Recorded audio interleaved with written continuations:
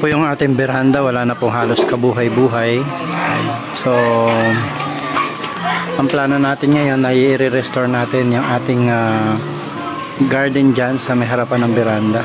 So ayan, samahan po ninyo ako sa pag-restore at pag-aayos ng mga halaman natin dito sa taas.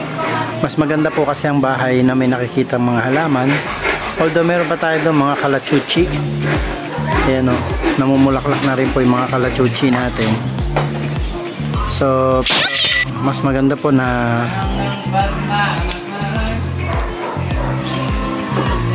yan, may restore natin sila. Ayan, so samahan po ninyo ako. Lalagyan natin yan ng mga bagong bugambilya.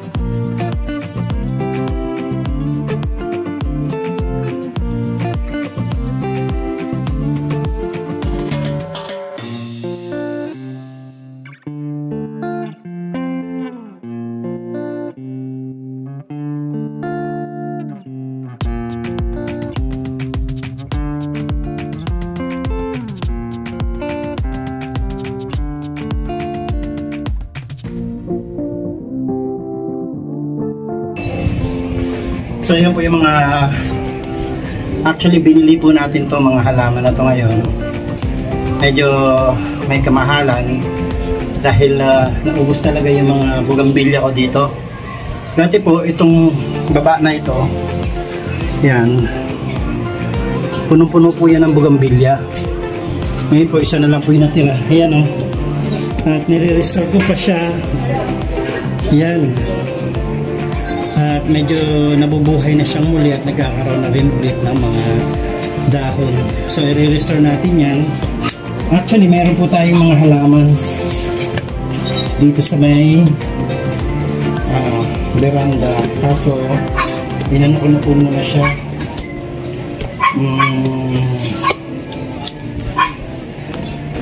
Ayan na po mga dating halaman. Ngayon ay sobrang dami na natin tawag dyan, aloe vera. Tatanggalin na po natin yung paso kasi sira-sira na. At kukunin natin yung mga lupa, yung mga ibang aloe vera ay papamigin lang natin, isasako natin or dadalhin natin sa bundok. Yan.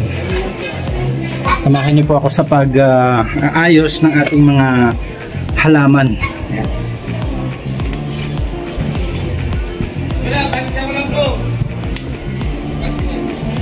So, yan po yung ating munting halamanan.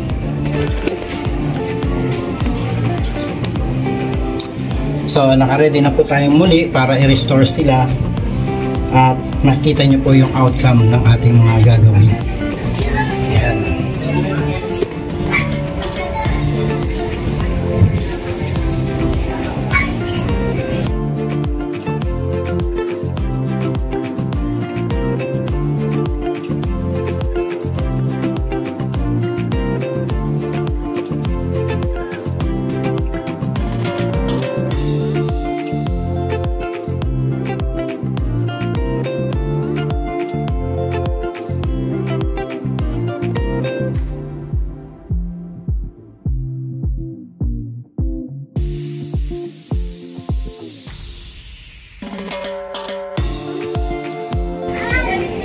Yan, meron po kasi mga nakaikot na dati pong Christmas light noong December. So ayan, tinanggal na muna natin para maiangat natin yung mga hindi nagsindihan.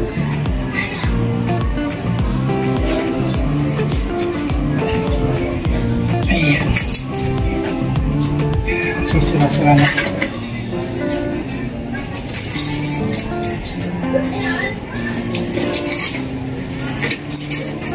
Pasak na rin po yung paso.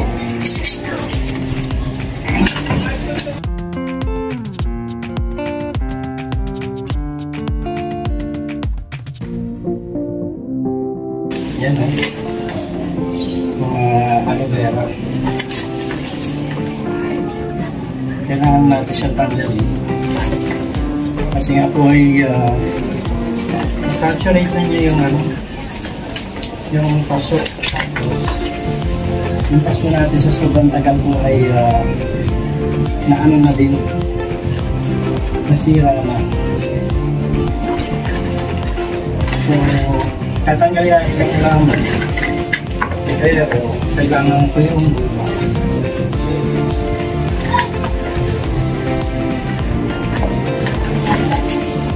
ito po maganda itong halaman na ito, maganda magulak na rin.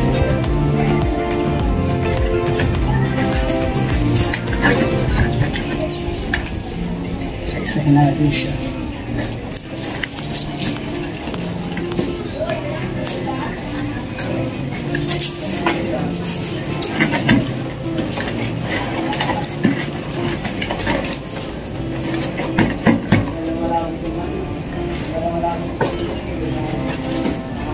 Sayang po yung lupa nito kasi mga ano pa rin po ito, mga binili natin dati.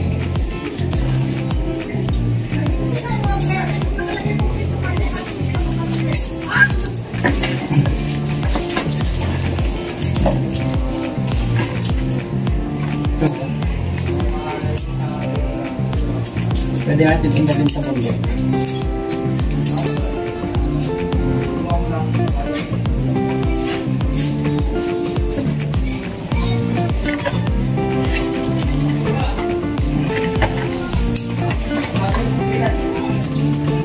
Aloe vera.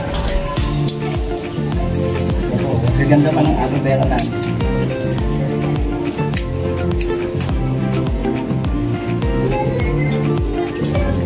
Dali natin yan sa bundok. Ito po yung ating mga ilalagay mo dito sa mga paso. Nabubuhay pa po ito. Tulad na ito. Maganda po itong halaman na to. Ang bulaklak niya nag-iba ibang kulay. May pink, may violet, at may white. Minsan naka-assorted siya doon sa halaman.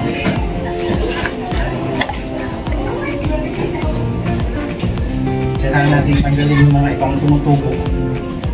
Kasi nakakaano yan. Tututubo pa po ito. Dati po nung panahon ng pandemic, ito mga ganito, lalagyan natin yan sa maliliit na lalagyan. Nabibili po ito. 50 pesos. May mo order. Nasisend natin yung orders nila. Sa ganito lang, kumikita tayo noon. Nandito lang tayo sa bahay. Ayan. Ayan. Ang dami na naman yung anak. Napakasipag itong ano na to aloe vera.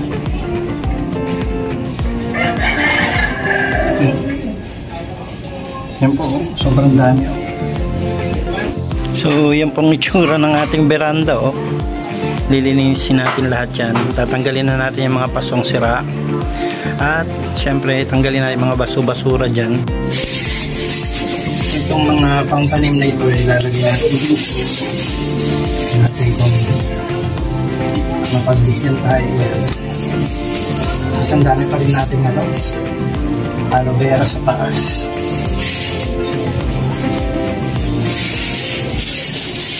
Papamigay natin yan.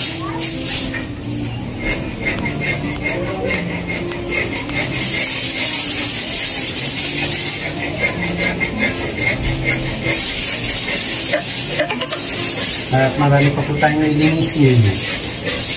Makikita niyo po yung rooftop natin. Marami pa po tayo doon ayusin.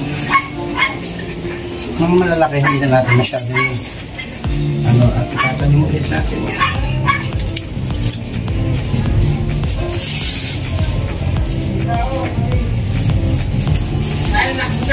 Walang mga maliliit. Yan, papamigay na natin.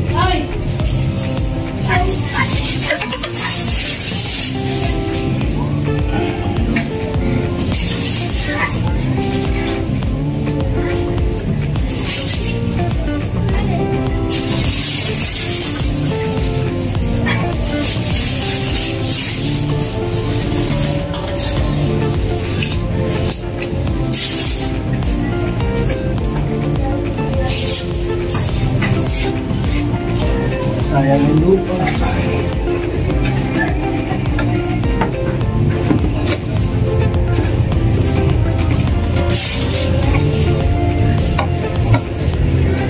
Mangin.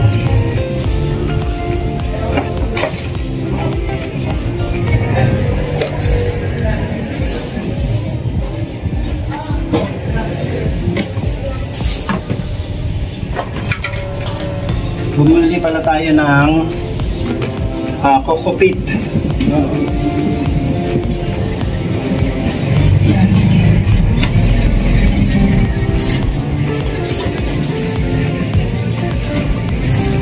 I-add natin dito para nagkaroon ng nutrients muli yung ating kailangan.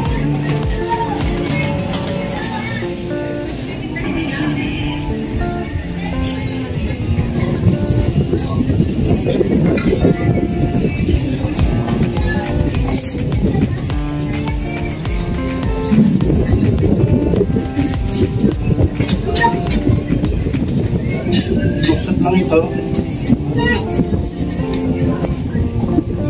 Mahal din. Pero kung tutuusin ko, libre lang.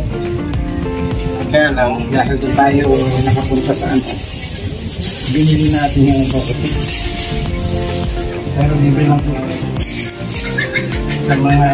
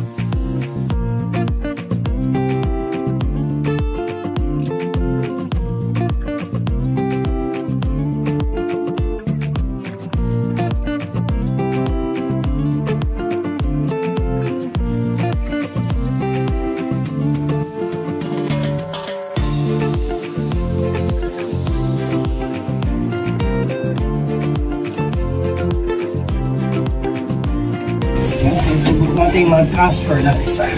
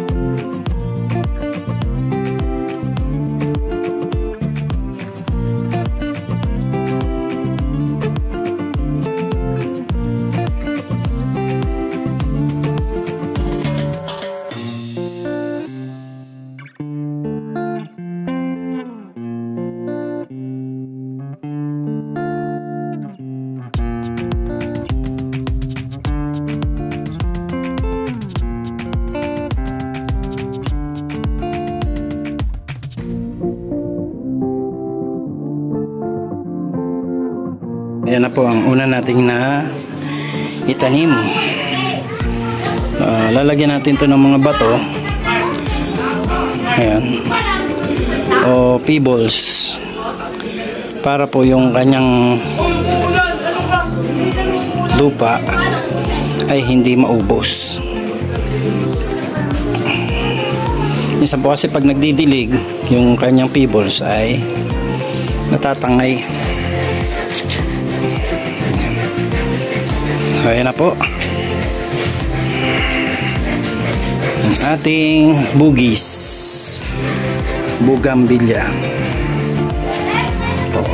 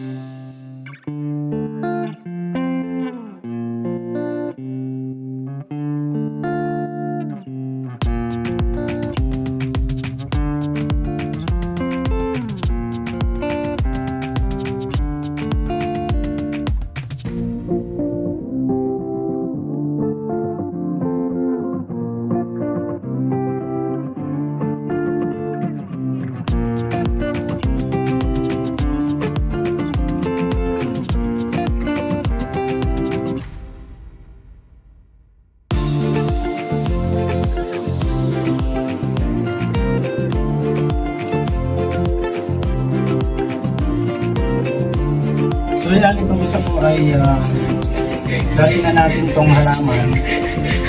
Ang ginawa ko lang ay binonsai ko siya. Tanggal natin yung mga ibang mga ano niya, stems. Tapos ito itatanim natin. Yan na po yung ating mga nagawa. Yan. At ayun sa baba. No.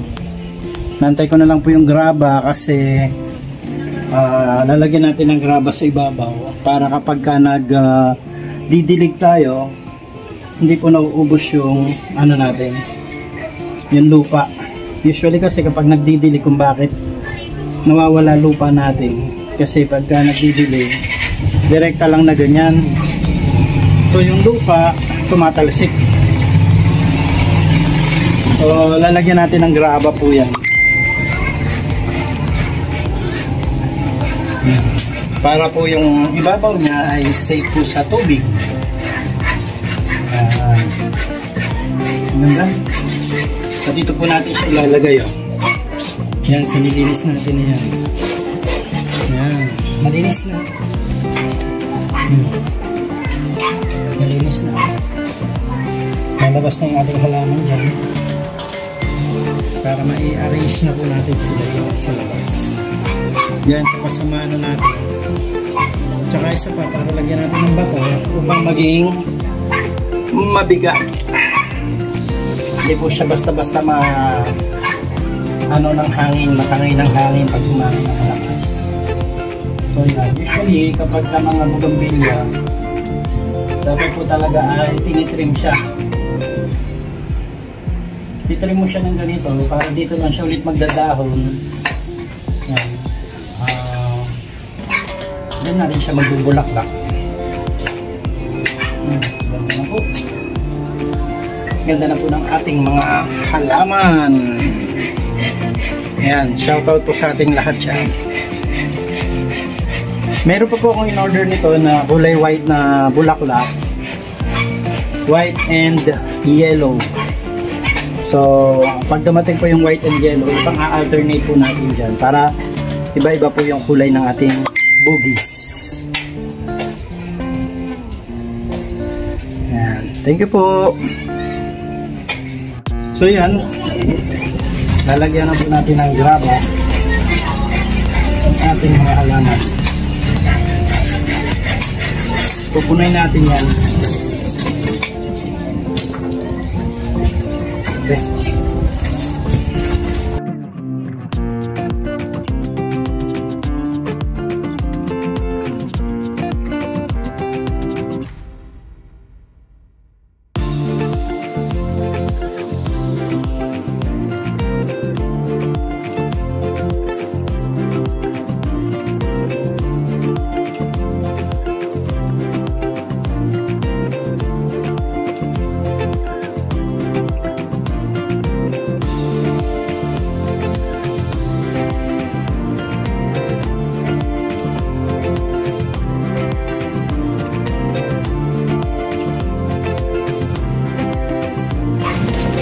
Ito po yung aking pinagkakaabalahan panahon ng pandemic. At saka nung time din na nandun ako sa San Felipe. Tatanim-tanim tayo dun.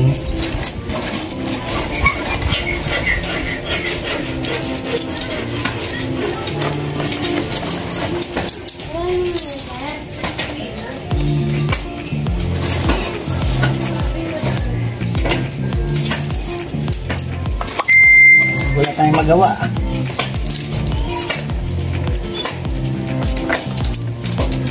Abangan po ninyo yung pag-restore ko naman sa ating garden sa taas.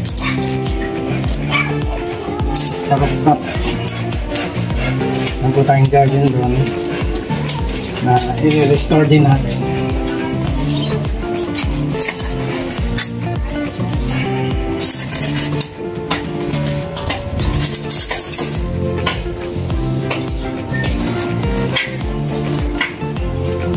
Ito magdilig.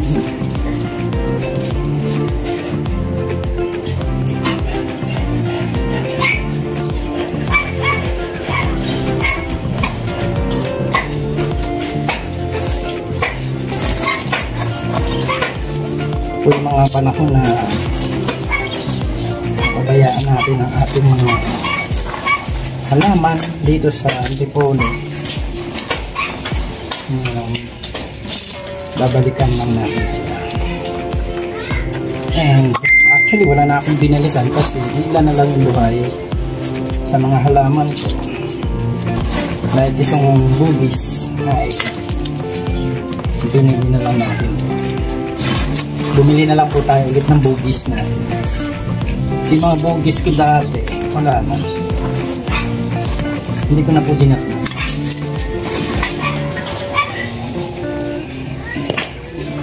Napabayaan ko na ng tuluyan.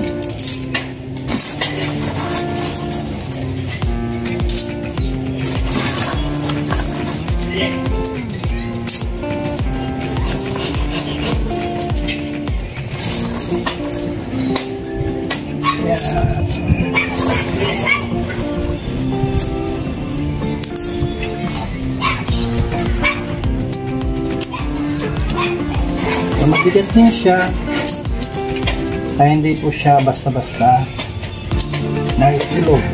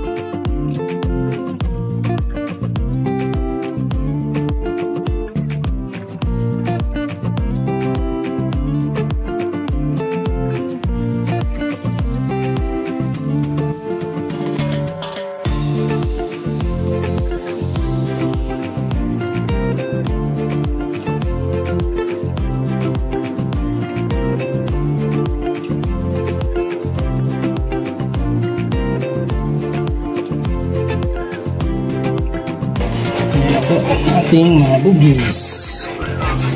Ayan o.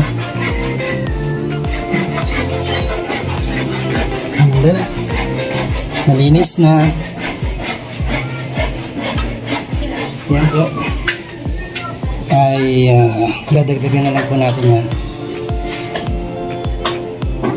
So, ayun. Siyempre, nagtanim tayo kaya kailangan nating magdilig. So, didiligan naman po natin yung mga tanim na ito.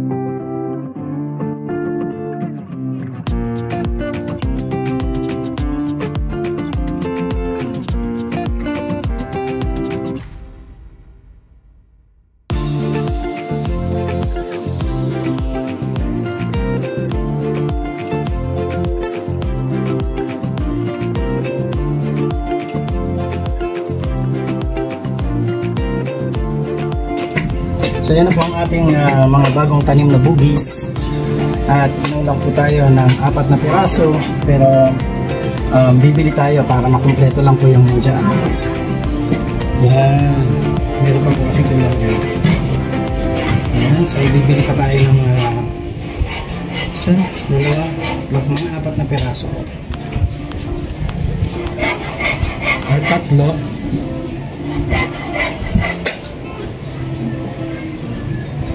Siyam na po yung nandyan. Yan. Muli po ay salamat sa inyong patuloy na pagsubaybay at sa suporta sa ating mga munting vlogs. Ito po ang inyong kapatid, Rich Falcon TV, kasama si Aljos Eagle. Maraming salamat po sa lahat ng mga supporters natin. God bless you, magandang buhay. Shalom.